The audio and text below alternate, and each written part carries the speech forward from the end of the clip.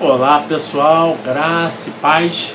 Mais um vídeo dessa semana, vídeo dos meus alunos Diógenes, Elisa, Monique e Nádia, onde eles vão estar falando de uma avaliação fisioterapêutica dos sinais vitais. Aproveite o conteúdo, divulgue para todo mundo que você se importa e nos ajude a alcançar a nova meta desse mês de 1000 inscritos. Nós já estamos com 954, né? Então a gente conta com a sua ajuda aí para alcançar os 46 que faltam. Tá bom? Um forte abraço a todos e até amanhã com o nosso último vídeo da semana. Um forte abraço e fica na paz. Avaliação fisioterapêutica e avaliação dos sinais vitais. As alunas são Nádia Couto, Elisa Pertinetti e Monique Fabre. O que é a anamnese e qual o seu objetivo? A anamnese é o diálogo estabelecido entre o profissional de saúde e o paciente com o objetivo de ajudá-lo a lembrar de situações e fatos que podem estar relacionados à sua doença. Então, a anamnese vai ser uma entrevista feita pelo profissional. Tipos de ficha. Ela pode ser aberta ou fechada. Aberta, os dados vão ser registrados em texto, mas já fechada, já vem com os dados, você só vai precisar assinalar. Então, após a coleta de dados, o fisioterapeuta vai buscar informações sobre a história clínica e da doença que levou até a consulta.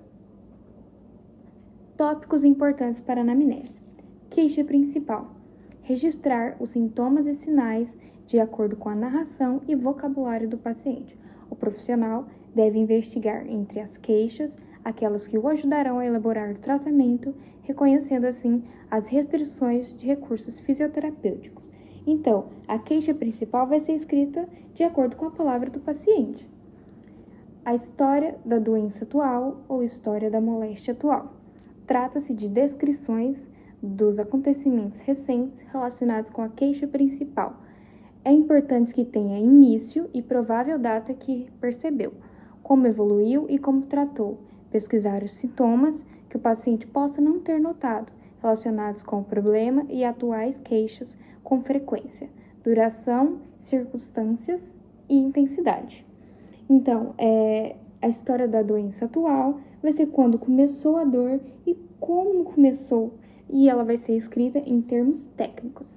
Ali também você vai perguntar e tentar descobrir qual o tipo de lesão, se ela é uma dor aguda, que é entre 1 a 3 dias, se é uma dor subaguda, que é de 4 a 7 dias, ou se é uma dor crônica, que é de 8 ou mais. História familiar. Levantar as morbidades comuns da família do paciente, buscando relevância, condições hereditárias, congênitas e genéticas. Inclui aqui o desenvolvimento físico e psíquico do paciente. Ou seja, você vai ver as comorbidades, relevâncias, se tem alguma coisa na família que deve ser escrita ali naquele histórico. História da doença progressa ou história da moléstia progressa. Vão vir dessas duas formas, que são informações sobre as doenças pré-existentes e limitações já instaladas, pois podem se relacionar com o quadro ou até mesmo influenciar no planejamento de tratamento e reabilitação.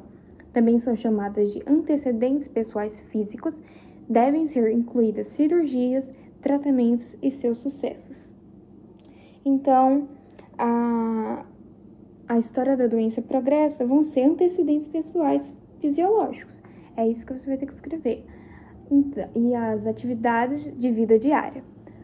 Como é o dia a dia do paciente, suas dificuldades, estresse, alimentação e diversão. Qualquer informação que o ajude a explicar a doença e que ajude a tratar objetivos de terapia e reabilitação. Você vai coletar todos os dados do paciente do seu dia a dia, vai perguntar se ele toma algum tipo de medicamento, todas as informações que forem úteis. Exames físicos. Antes de começar os exames físicos, devemos avisar os pacientes de cada passo que vai ser realizado. Começamos com a inspeção, palpação, percussão e ausculta. E quais são esses sinais vitais?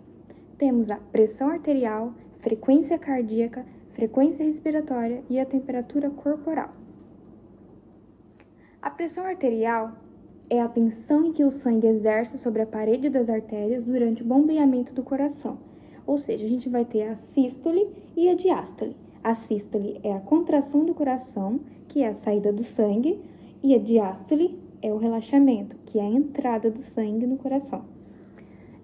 Alguns fatores que podem ter alterações na PA é o sexo, porque no homem a pressão arterial dele vai ser mais elevada do que a da mulher. O estado emocional, a idade, no caso das crianças, vão ter a pressão arterial mais baixa. Temos a raça ou etnia, sono, atividades físicas, alimentação ou mudança da posição. A tabela ao lado temos uma pressão arterial que vai até da normal até uma crise hipertensiva. A classificação da pressão arterial sistólica vai ser de 120 e pressão arterial diastólica de 80. Aí temos a pré-hipertensão, hipertensão de estágio 1, hipertensão de estágio 2 e crise hipertensiva. A hipertensão vai ser a elevação da pressão arterial e a hipotensão vai ser a diminuição da pressão arterial. Frequência cardíaca refere-se à quantidade de batimentos cardíacos por minuto. A frequência cardíaca ela pode ser alterada por alguns fatores, que é a idade, alimentação, sedentarismo, emoções e exercícios físicos. Uma frequência cardíaca normal de um adulto considerável saudável é entre 70 a 80. A tabela ao lado vai mostrar a frequência cardíaca normal para cada idade. Uma pessoa com frequência cardíaca baixa vai se chamar bradicardia. Uma frequência cardíaca aumentada vai ser taquicardia. Frequência respiratória. Devemos contar quantas vezes houve uma elevação da caixa respiratória no período de 1 minuto, que vão ser incursões respiratórias por minuto. A frequência pode ser alterada por atividades físicas, estado emocional, medicamentos, gravidez e entre outros. A frequência respiratória de um recém-nascido vão ser de 44 incursões respiratórias por minuto. De bebê vão ser de 20 a 40, de crianças até 7 anos de 20 a 30, de crianças e adolescentes de 16 a 25, de adultos de 14 a 18 e de idosos de 19 a 26. Alteração da respiração. Apneia, parada respiratória. Dispneia é a respiração curta.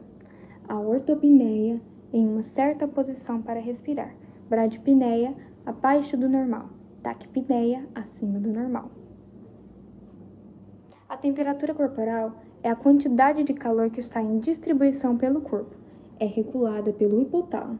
A temperatura pode variar de acordo com a idade, ciclo menstrual, atividade física, estado emocional ou também após a alimentação. Na tabela ao lado temos as classificações da temperatura corporal. A temperatura corporal pode ser medida na boca, na mediação retal e na axila. É claro que a mais utilizada é pela axila. Uma temperatura normal é entre 36 e 37,5 graus. A normal vai ser chamada de normotermia ou eutermia. A hipotermia vai ser a redução da temperatura. A hipertermia vai ser a temperatura mais elevada do que o normal. Diagnóstico cinético-funcional é a conclusão das limitações e condições apresentadas durante o diagnóstico investigativo.